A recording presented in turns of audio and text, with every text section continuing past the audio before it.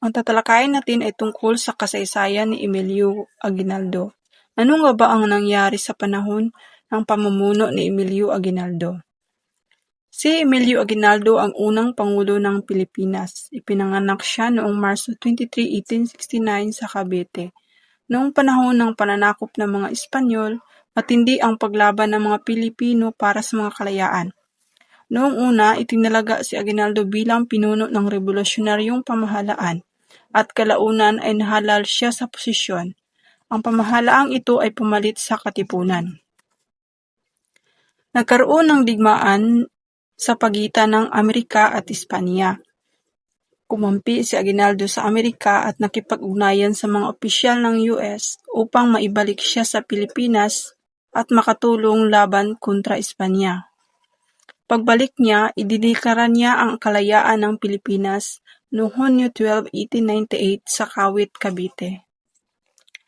Ngunit kalaunan napansin ng mga Pilipino na hindi tunay na kaibigan ang mga Amerikano, kundi nais din nilang sakupin ang bansa. Dahil dito muling nag-organisa si Aguinaldo ng revolusyon laban sa mga Amerikano.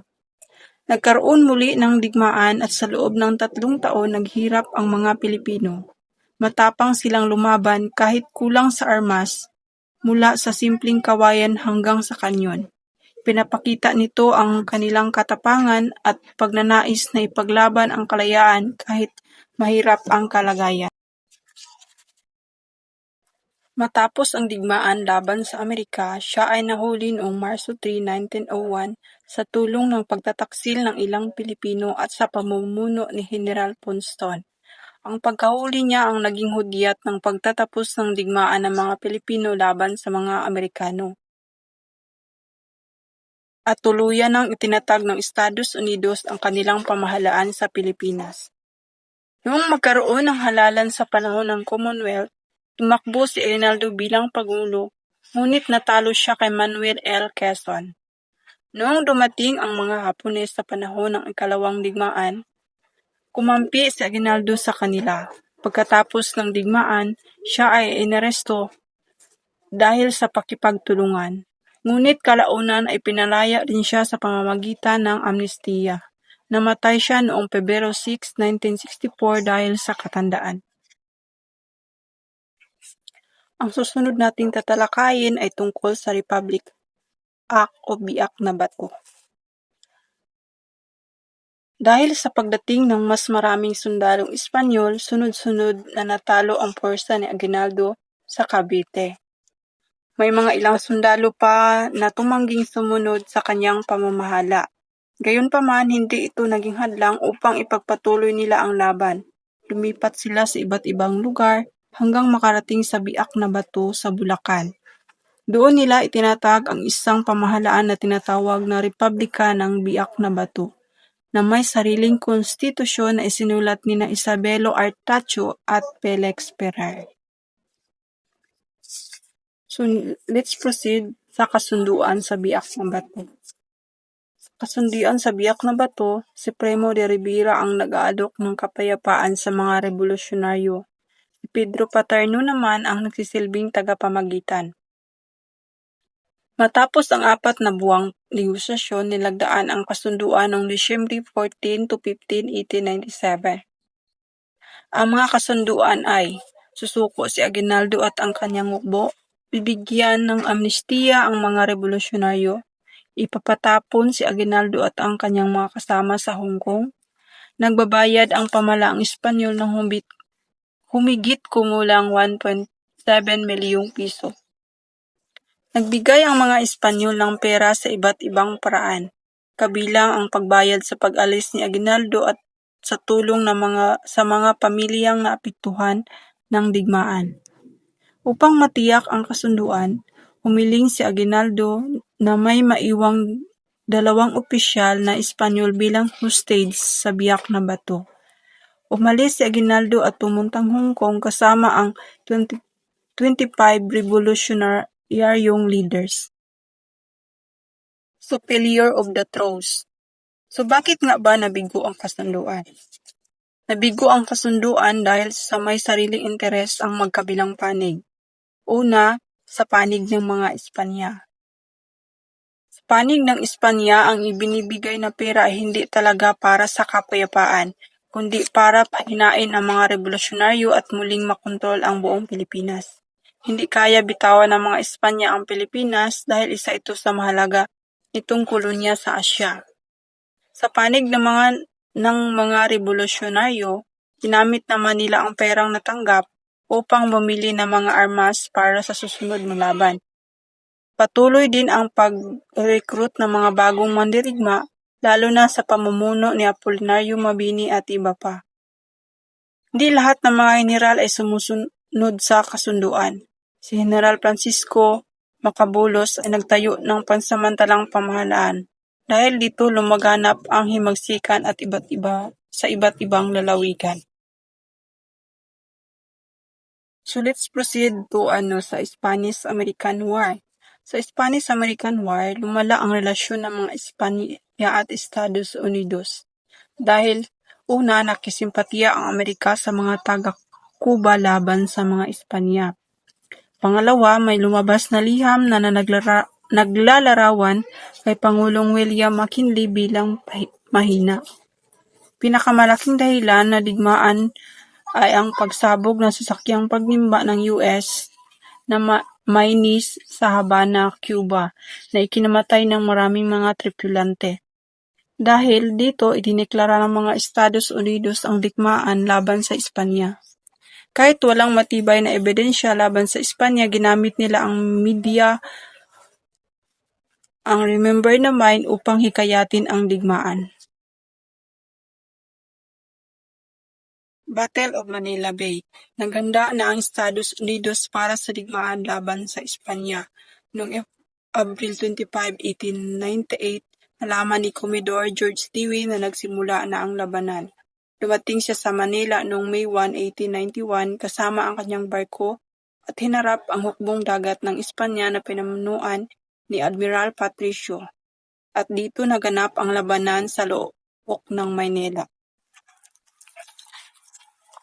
Sa labanan ng Manila Bay, maraming barko ng Espanya ang nasira o lumubog. Ipinilit ni Dewey na sirain ito dahil sa batas ng digmaan ng US, may makukuhang gantimpala o bounty ang mga sundalo depende sa dami ng barkong kanilang napalubog. Dahil sa tagumpay na ito, binigyan si Dewey ng titulong bayani ng labanan ng Manila.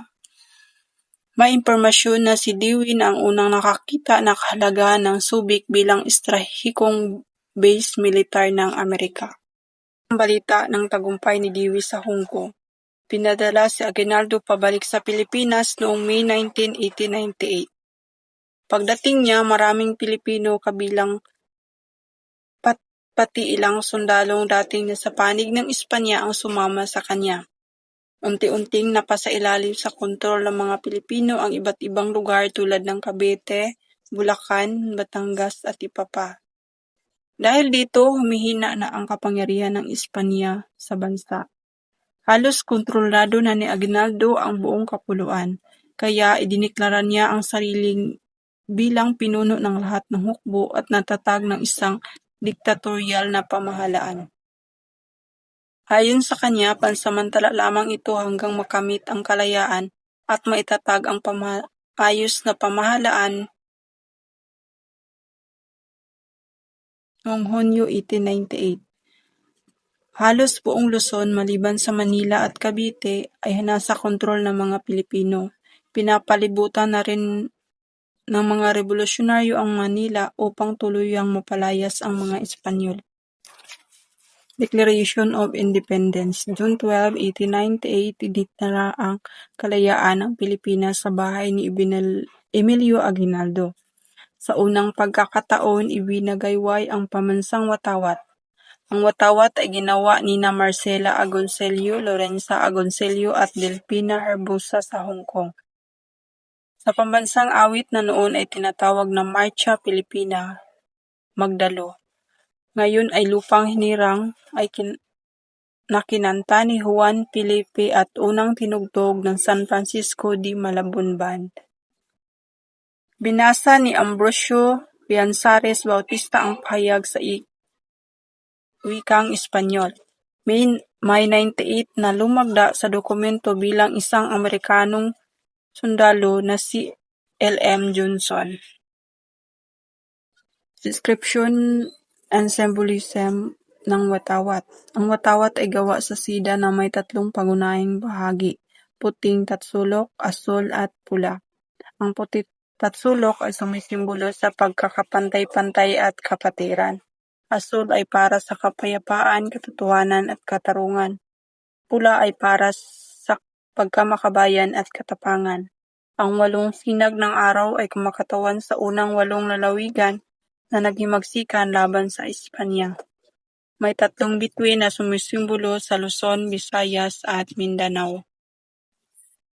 Tension between U.S.